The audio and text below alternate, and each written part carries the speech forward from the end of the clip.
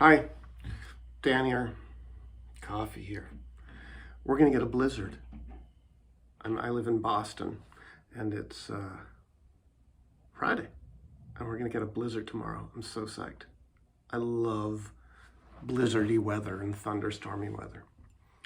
I stumbled across a YouTube video the other day. It was a debate between a Bitcoin person and an altcoin person, and who they are is kind of inconsequential.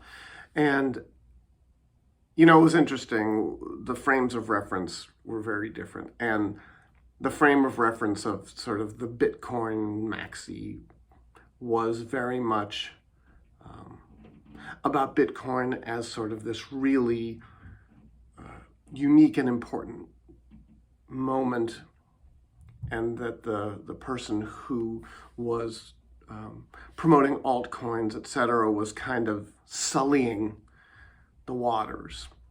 And so there was a critique that was offered in the direction from the Bitcoiner to the altcoiner. I'm using general terms.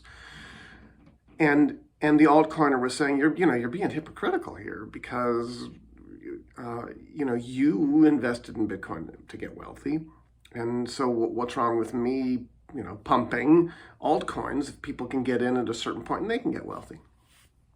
And so it was framed in terms of, in some ways, the conversation was framed with regard to dollars.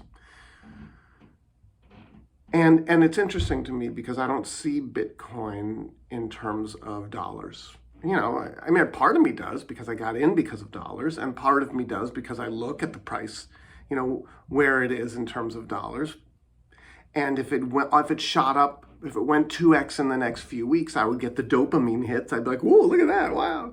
I get a little excited. But it doesn't mean anything, really. And it's not because I'm wealthy and don't, I live extremely minimally.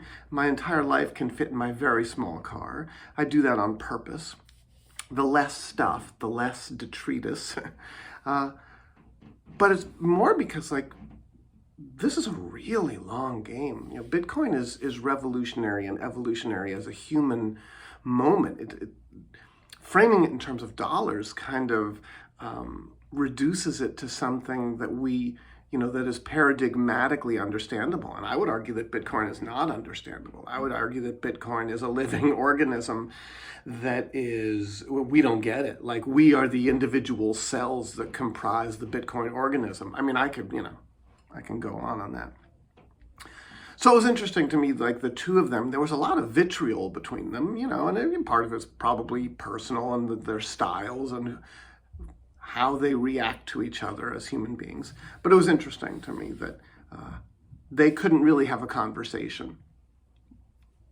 And it was a little bit of a waste of time, but whatever. Kind of more sort of sadly was I went and I looked at the comments that people were writing in sort of that YouTube comment space. And sometimes I like it when the comments are turned off, because people in comments, as it becomes this place where the minute you have an impulse, you get an impulse of a little anger, you're like, oh, fuck this guy, I'm gonna fucking God, right? People go kind of off. Which is yucky, and I would argue is violent, and I find Bitcoin to be this calling to nonviolence, but we could have a conversation about that. I'm sure some of you are like, hey, you're fucking nonviolent. But there was this whole thread about, Bitcoin stops the Zionist bankers, and I'm like, dear Lord, really? One of the entire purposes and beauties of Bitcoin is that it is non-ideological. It isn't about religion. It calls us to not be caught up in the noise.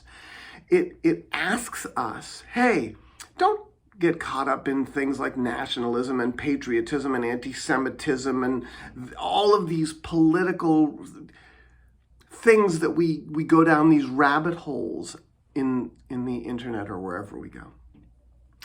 And we embrace these ideas without even knowing what we're saying. This thought that Bitcoin is this great moment to push back against the Zionist bankers is like, wow, you've lost the entire point of this thing. This thing is not about money. This thing is not about, it's so much bigger than all of these ways in which we as humans have become used to othering each other and reducing stuff to its like this basic, base, angry, adrenaline-filled moment. You know, I don't like the political right and I don't like the political left, neither of them. And the reason I don't is because both sides eschew front brain thinking for the feeling that they get from embracing hatred, embracing anger. And we've gotten to this point now where anger is righteous, right? Like one of the dudes in these YouTube debates, man, he was fucking scary. Like the way, he was really angry and it was almost like he wanted to punch the other guy. I'm like, what's that? That's Bitcoin? Is Bitcoin calling you to violence? I think that the premise behind something like Bitcoin, which essentially decouples humanity from exploitation, is that it should also decouple humanity from violence, decouple humanity from hatred. That's the calling. So, a little disappointing, but I have coffee and I have a blizzard coming, and I get that we're all human and we're going to sort of fall prey to our basest neurological natures and can't do much about that. And really, I'd love to have coffee with both of them. But anyway, that's all I got. I hope you have a great day. It is Friday, January 28th. I'm psyched. Bye.